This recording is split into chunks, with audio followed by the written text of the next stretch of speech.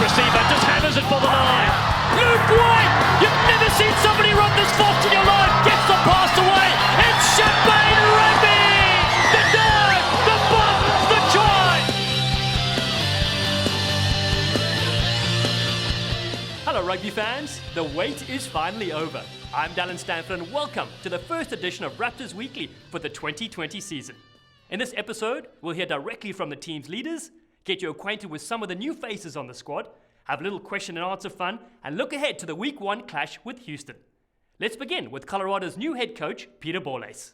Pete, congratulations on the new role. You've of course been with the Raptors for a few seasons, but what's it like being the head coach now? Obviously a lot more responsibility. The buck starts and stops with me. Obviously in regards to the off-season recruiting and the like, it's been very much immersed in that part of the game, and also working alongside Mark Bullock and our manager Pete Pasker in regards to operating budgets and the like. Training camp, how was that? And of course you've played a couple of preseason fixtures as well. How do things go? Starting before Christmas, big emphasis on cohesion and gelling the team. I think we made some real positive steps, and then obviously after we turned after Christmas, leading into these last couple of preseason games, the main thing is gathering momentum and getting W's. So even though we scraped through on a couple of preseasons, confidence is there, and we show that we can win those gritty games on the road. So I think the character is slowly showing through in the team. And what's it been like? You have 14 new players. That's about half the squad. Integrating them, how has that been going? Obviously, with player mobility these days and the like, nature of the beast is guys are moving around.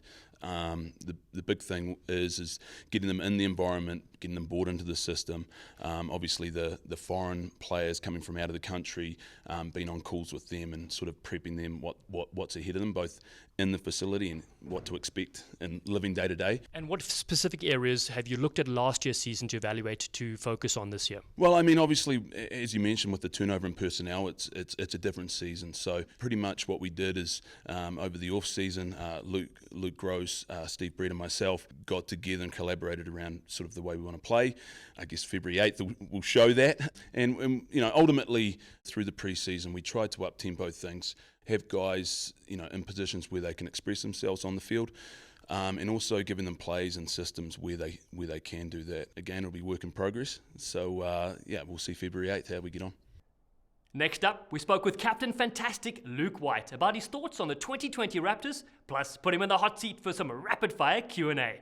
Lukey, you led the side last year, pre-season as well, taking charge. What's it like with this new squad, 2020? It's been fantastic so far, the feeling amongst the group, but obviously a lot of changes from last season, and all for the better. The stepping stones and the just everything that's been set up, and it's sort of setting us up for success, and the building blocks that are being put in place by the new staff, the coaching staff, Pete Borlase, Steve Brett, Luke Gross, Mark Bullock, Peter Pask, they've all been putting in huge 14-hour, 16-hour days sometimes to get things together for us. And you can see the culture that they're trying to build here, and it's really sticking on with the fellas. And obviously a large amount of turnover from new players coming in and old players leaving, and we're gelling really good so far, and it's looking to shape up to be a really fun season and successful season. What is the name of the Austin franchise, the new name? The Gilgronis. Beautiful. Now, one right. What is a Gilgroni or Gilgronis? Some sort of drink, apparently, I heard, but... Correct. Down again. Luke White is a former child actor who hit it big in Hollywood in 1998. True or false? Absolutely true. Correct. 3 out of 3. Who were the runners-up to Seattle Seawolves in the inaugural 2018 final? The Glendale Raptors. Old Glory DC signed a Rugby World Cup winner called the Beast. What's his real name? Tendai Matawira. Wow, flippin' hell. Who is the best hair in Colorado? Chad Goff, Luke White, or Blake Rogers? I've got none, so it's Blake Rogers. By far. Again, correct. 6 out of 6. Raptors used to have a wing that could motor called Harley Davidson. True or false? Absolutely true. Infinity Park was the first rugby-specific stadium to be built in the USA. True or false? True. Goodness, I should change the questions. Oh, here we go. How many hours does Johnny Ryberg spend each day in the gym? 8 hours, 10 hours, or 12 hours? I'm going to have to say 12 hours. Correct again. Who sells more dummies, Denver Hospital or Ata Malifa? Sneaky Malifa. It's 10 out of 10. Luke White is our champion. No one else. Give up. And finally, the Raptors Director of Rugby, Mark Bullock, explained the name change from Glendale to Colorado. When we began, we were the Glendale Raptors because part of our intent was to rebrand the city of Glendale. And in the last 15 years, we've probably done that quite successfully. But now that we're a professional rugby team, we really need the opportunity to brand regionally because we are the regional rugby team of the Rocky Mountains. And so we have fans that are in Nebraska and Kansas, New Mexico and Wyoming, Montana, and we want to include them as part of what we're doing. So Colorado Raptors makes a lot of sense to us. As a result of retirements, player movement, and the expansion draft, we welcome a stack of new exciting Raptors this season, so we thought you'd like to learn a little bit more about them and their impressions on their new team. Welcome to the Raptors family. You've been here for about a week or so. What's it been like being in Colorado? Been fantastic. I've loved every minute of it. I had high expectations coming to America, and they've just been blown apart. Let's talk about the past. Growing up in New Zealand, rugby mad country, what was that like as a youngster? It's one of those things you kind of don't think you'd go any other way. I love my sport. I played a lot of sport growing up, but there was never any doubt that I was going to try and become an All Black. So I started when I was about 9 years old. Played all my school footy in Christchurch in New Zealand, which is quite funny. We always sort of remember where we played school rugby. It's a big thing, and it's something that it's a feeling that you'll never feel again as a rugby player because it's very passionate and stuff like that. And from there, I played in Canterbury with the dream of making the Crusaders, and that didn't sort of happen. So I had to sort of decide to apply my trade elsewhere. So I thought about Southland in New Zealand. So I think Southland is probably like your Nashville, Tennessee, or Kentucky, or something like that. And I was raised in the country for a little bit. So whilst I claim I've got a bit of a country got a few country blood cells running through my veins, I could never fool the Southlanders. But I guess they were a great bunch of people, and that was sort of like the kickstart of my career. And then from there I went to Romania. So rugby's just been a massive part of my life, and it's the best job in the world for me. Nick, welcome back to Colorado. You've been here before. You play with the Merlins. What brought you back, my friend? Great opportunity with the new coaching staff, and excited to be part of Major League Rugby Year 3. Let's go back to growing up. You come from a sporting family, is that right? Tell us more. So my mom and dad both played rugby, actually, so no pressure on me whatsoever, but I had to play. And did they introduce you to the game as a youngster? When's your first game? Yeah, I was around it. Like as a kid, I was going to my dad's games. He's still playing, actually, which is, Get out. Yeah, a little bit too much, but playing, reffing, and coaching, so it's in his blood. It's in my blood, too, and I just started playing when I was 12, got a first taste of contact at a Cal rugby camp, and just loved it. Training camp, how have things gone for you, and particularly focus on the back line? It's been good. It's been good. Tough. The weather is not the same as San Diego, so that's been interesting. But good back line, a lot of skill. Out to Malifa especially has been a great voice for us, and we're really starting to play expansive, good rugby. What's the vibe like? Obviously, it's tough. You've come, and even though you've been here before, again, a lot of new players, about 14 in the squad. How have you guys gelled? Really well. The main thing about this team actually that I didn't mention was there's no egos. No one's like trying to step forward and say I'm in charge. We're all pretty humble guys. So it's been a great group of guys to work with. Everyone's friendly. Everyone's happy. Everyone's bought in. Talk a bit about the preseason and how the forwards particularly been going. First, obviously, I'm the oldest one in the forwards, probably in the whole team as well. And I think the way I see all these youngsters, I think some of them they still don't realize how talented and how good they can become, but it's all learning in the book race and each day by day. But in our forwards particularly, I believe we can improve a lot of stuff. I mean, the last two preseason, I think in set pieces, line out, scrums. In the scrums, it's still a lot of learning and still a lot of other things to try to help the young front row and our young forwards. But it's going to be a huge season for us. And the good thing that I can see is everyone's keen to learn, everyone's keen to go out there and represent the Raptors. Tell us about your background, growing up there, and how did you get into the sport of rugby? So I'm from down south in Ireland, in a place called Cork. Started playing rugby when I was about 4 or 5 at a school called Christian Brothers College. It's a big rugby school back home. So just couldn't play through there for, I suppose, until I finished up at about 18, and then went on into the Munster underage. And I was lucky enough then to get an academy spot for a bit, and finished up then there. played club rugby at home at Cork Constitution, had a bit of success there, and then headed off to the south of France for a year, and now I'm over here.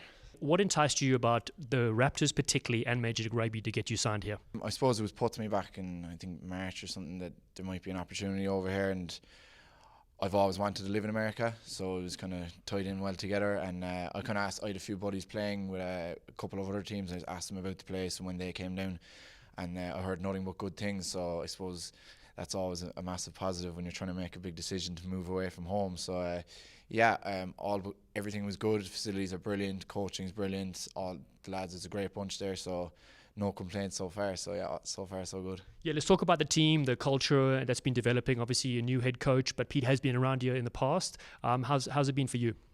Yeah, settling really well. Like there's, I think a couple of lads ahead before me there just touching it, that there's no egos in the group. So I mean, it's very easy to fit in when you don't have any cliques. Like, so you kind of get around to everyone. You're kind of friendly with everyone, and yeah, the coaches are brilliant. Like, you know, they have a lot of experience playing at top level rugby. So. And Pete has played in Munster before, once upon a time, so he kind of got my slang and got the way I act very quickly. But look, all good. There's a great bunch there, and we put down a good 8 weeks of pre-season, so everyone's kind of raring to go out for next week. So fingers crossed we can get the W and push on from there. Let's rewind it back to your childhood. Did you play a lot of sports, and how did you get into rugby? I played all the sports, man. Football, basketball. I was a football player, right? Found rugby in high school. Was looking for off-season sport, stay in shape. Didn't think it would kind of take over my life, right? It just kind of became my thing, my niche, and haven't looked back. When you represented the US, what was that moment like? I mean, you can ask any one of them. There's nothing like it. You know, when you represent your country, it's another level. I'm talking to the guy right now, right? Like, you understand everything means something, you know, and every single minute that you put in the gym, on the field, even just meshing with your boys, that all culminates, bus time together. Like, when you can put it together and you get your first cap, it's just culmination right there. You've been now in Colorado for a little while. What's your take on the current setup? There's obviously 14 new players. How's the vibe and how are you guys gelling? Oh, the team vibe's well, man. We've got such good guys, from Luke White to, you know, we got Nick Boyer. You know, I got to deal with him, but it's a great vibe, right? We kick it all day. We have a full-time setup. Everybody's together. Coaches are switched on when we're on the field, get our jobs done. And if it's not adequate, you know, we hit it again the next day, right? Like, there's always something. We also had the chance to speak to some of the younger signees about their rugby backgrounds while they attended last weekend's Raptors team and Infinity Park staff event in the Tri-Club. All right, Big Sam, or Samuel, as your mom likes to call you. Welcome to the Colorado Raptors, my friend. Can you give us a little background to your rugby journey and how you ended up here? Hi everyone, I'm Sam Slade, 22 years old, from New Zealand. Recently I've been playing Mitre 10 Cup rugby for Counties Manukau, but I've also played for Auckland, Manawatu, and I was lucky enough to represent New Zealand at schoolboy level and under 20s. But give us a background. What positions are you more comfortable with, and what are they putting you at so far? For most of my life I've been playing blindside flanker / lock, a little bit of 8. I think Pete wants me at 8 here, 8-man, and so 8's where I'm going to be for hopefully most of the season. Another welcome to a new Raptor here in Colorado. Jay, welcome to the snow, my friend. Tell us a bit about your rugby background and your journey. I'm from Oakland, California. I started playing when I was about 10, 11, and I played for Hayward Griffins. That's one of the clubs I played for back home. And Tommy, have you always been in the front row dominating people? No, I actually used to be a fullback back in the days, but don't tell nobody that. Well, what's exciting about this season? You've obviously watched Major League Rugby in the past. You played in the first professional iteration, and you're back again, my friend. I'm just happy to be back playing professional rugby again, so just ready to get out there and show what Colorado has. Yeah. Now, Tommy, if you are lurking at the fullback position and they kick through, what are we going to see from you? Oh, you might see a goose step. A debut in Major League Rugby at 20 years of age. You just celebrated recently. Congratulations, Mateo. Welcome to Colorado, my friend. You grew up in, Southern California? Yep. Tell us a bit about your rugby journey. How did you get started? Started playing when I was about 12 years old. My best friend's dad owned the local club, so actually grew up playing with and against Ryan James here in SoCal. And then from there, played high school All-Americans, and then after I graduated, moved straight out here. Yep. Tell me about when you got the offer, how excited were you to come out to represent? Very ecstatic. I mean, I know a lot of the boys and grew up with a lot of the boys here, so it's a great team environment, great coaches, love everything about the program. Another fellow stepper to carve it up with the Raptors this season. Mason, tell us a bit about your background and how you got started in the game of rugby.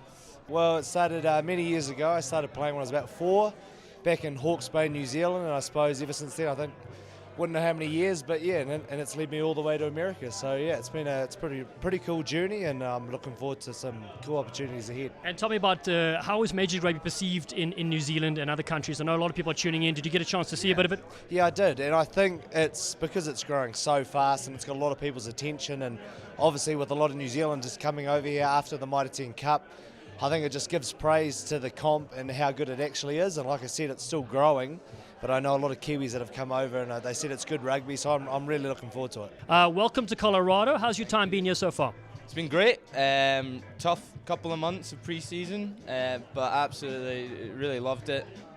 Players have been very welcoming, which is great, and just ready to go for the new year. Tell us about your rugby background in Scotland and where you grew up as well. Yeah, so I grew up in a small town called Kilmacombe, which is about 20 minutes west of Glasgow. Playing school rugby there since I was 8 years old. When I finished high school, essentially, I went into club rugby with the team Glasgow Hawks before moving over to the States, where I played with St. Mary's College in California for 2 years. Yeah, how did you get that set up? Because that's a great move to get to education and play rugby as well. Yeah, the opportunity just came up. Like people going to university in America is not a very big thing in Scotland and the UK and as a whole, but it's growing, and we saw an opportunity and we looked up for the best top rugby schools, and St. Mary's was one of them, and it was just a great fit.